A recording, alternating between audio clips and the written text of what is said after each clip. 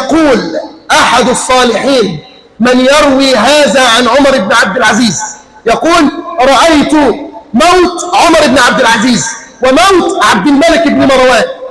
فعمر بن عبد العزيز الذي ترك هذا لأبنائه، عبد الملك بن مروان الذي كان يتزوج من النساء 4، يترك ميراث المرأة الفلوس الفكة بس، فلوس الفكة، الدراهم كده اللي تتمسك في الإيد، 4000 درهم للمرأة الواحدة.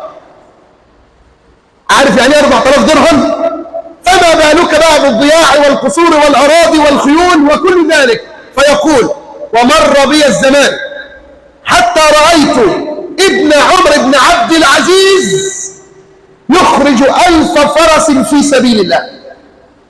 يا إلهي، اللي ما كانش لا يأكل اشترى 1000 فرس يخرجهم ليقودوا في سبيل الله، ومش خدهم ده يخرجوا في سبيل الله.